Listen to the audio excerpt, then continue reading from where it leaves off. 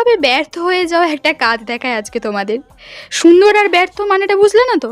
বলছি প্রথম থেকে তো সব ঠিকই ছিল।